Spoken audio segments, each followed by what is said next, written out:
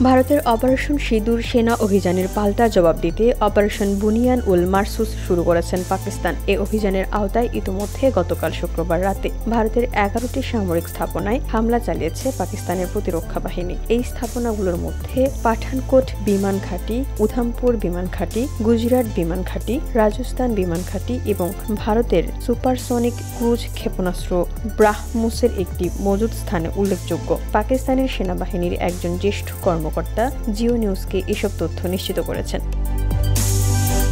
পাল্টা এই হামলায় ফাতাহ ১ ক্ষেপণাস্ত্র ব্যবহার করেছে পাকিস্তান সেনাবাহিনী। দেশটির নিজস্ব প্রযুক্তিতে তৈরি এই ক্ষেপণাস্ত্রের রেঞ্জ ১২০ কিলোমিটার। পাকিস্তানের সামরিক বাহিনীর ওই কর্মকর্তা জানিয়েছেন, শুক্রবার রাতের হামলায় ভারতের জম্মু কাশ্মীরের বারামুল্লা জেলার উরি শহরে ভারতীয় সেনাবাহিনীর একটি ব্রিগেডের হেডকোয়ার্টার এবং সরবরাহ বা রসদ ডিপো, নাগরোটা শহরে ভারতীয় সেনাবাহিনীর একটি আর্টিলারি ব্যাটারি ধ্বংস হয়েছে। এছাড়া ভারতের পাঞ্জাবের আদমপুর বিমান ঘাঁটিতে মোতায়েন করা আকাশ প্রতিরক্ষা ব্যবস্থা S-400 সিস্টেমও ক্ষেপণাস্ত্র চালিয়ে ধ্বংস করেছে পাকিস্তানের বিমান বাহিনী। এই হামলায় ব্যবহার করা হয়েছে পাকিস্তানের বিমান বাহিনীর যুদ্ধ বিমান JF-17। বসুন্ধরা, উত্তরা, বনশ্রী, কুড়িল ও বাড্ডা সহ রাজধানীর বিভিন্ন স্থানে অভিজাত ও অত্যাধুনিক মানের ফ্ল্যাট কেনার এক নির্ভরযোগ্য প্রতিষ্ঠান প্লেজেন্ট প্রপার্টিজ লিমিটেড। তাই আপনার স্বপ্নের আবাসনের জন্য আজই যোগাযোগ করুন।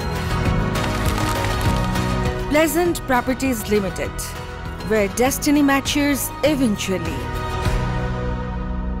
শুক্রবারের হামলায় এটিকে সবচেয়ে বড় সাফল্য বলে উল্লেখ করেছেন পাকিস্তানের প্রতিরক্ষা বাহিনীর ওই কর্মকর্তা। প্রসঙ্গত, গত ২২ এপ্রিল ভারতের জম্মু কাশ্মীর রাজ্যের অনন্তনাগ জেলার পেহেলগামের বৈশরণ উপত্যকায় হামলা চালিয়ে ২৬ জন পর্যটককে স্বয়ংক্রিয় রাইফেল দিয়ে হত্যা করে একদল সন্ত্রাসী। নিহত এই পর্যটকদের সবাই পুরুষ এবং অধিকাংশই হিন্দু ধর্মাবলম্বী। এই ঘটনায় সিন্ধু নদের পানি বন্টন চুক্তি ও পাকিস্তানি নাগরিকদের ভিসা বাতিল সহ পাকিস্তানের বিরুদ্ধে কয়েকটি কূটনৈতিক পদক্ষেপ নেয় ভারত। জবাবে ভারতের জন্য আকাশ সীমা বন্ধ, ভিসা বাতিল সহ কয়েকটি পাল্টা পদক্ষেপ নেয় পাকিস্তানও।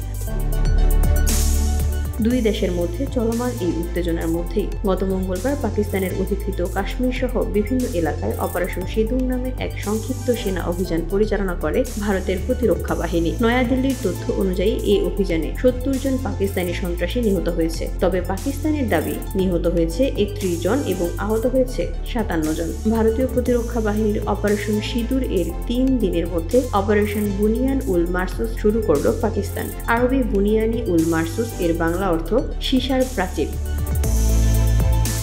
VOD Bangla news desk.